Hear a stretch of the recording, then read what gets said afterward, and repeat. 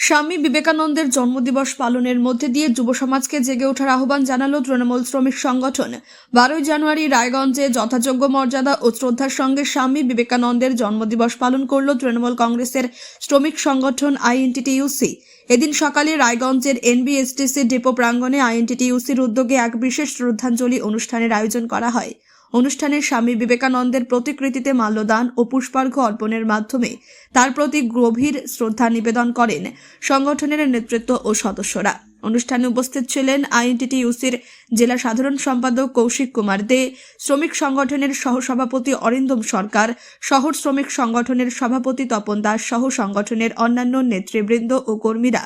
শ্রদ্ধা নিবেদন পর্বের পর স্বামী বিবেকানন্দের জীবন দর্শন ও আদর্শ নিয়ে আলোচনা সভা অনুষ্ঠিত হয়।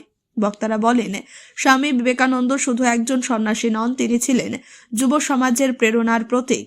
তার উঠো জাগো এবং লক্ষ্যে পৌঁছানো পর্যন্ত থেমো না এই আহ্বান আজও সমানভাবে প্রাসঙ্গিক।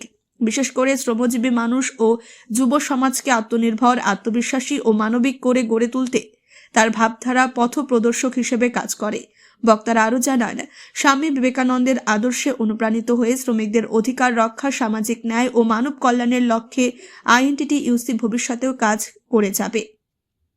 এই ধরনের অনুষ্ঠান নতুন প্রজন্মের কাছে স্বামীজির ভাবনা ও দর্শন তুলে ধরতে গুরুত্বপূর্ণ ভূমিকা পালন করে।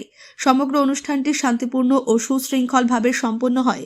স্বামী বিবেকানন্দের জন্মদিবসে রায়গঞ্জে আইএনটিটিইউসির উদ্যোগে শ্রমিক মহল ও সাধারণ মানুষের মধ্যে বিশেষ তাৎপর্য বহন করে।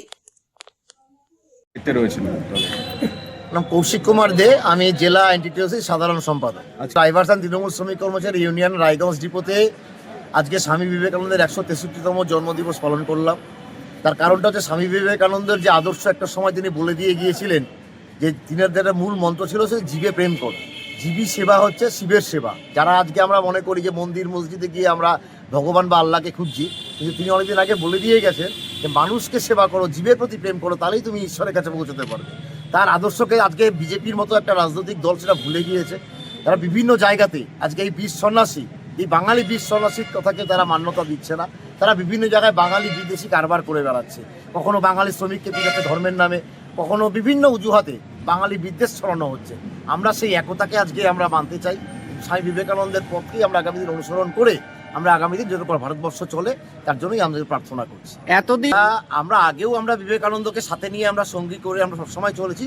বিবেকানন্দ আমার হৃদয়ে, মননে, চেতনায় আছে, ওটা ভারতবর্ষের মননে আছে, কিন্তু প্রকাশ্যে আসেনি। প্রকাশ্যেও এসছে, সেটা নয়। আমরা বারবার এটাকে মনে করি, কারণ বিবেকানন্দ যে কথা জীবে প্রেম করে যেই জন সেই জন সে বিষয়ে ঈশ্বর।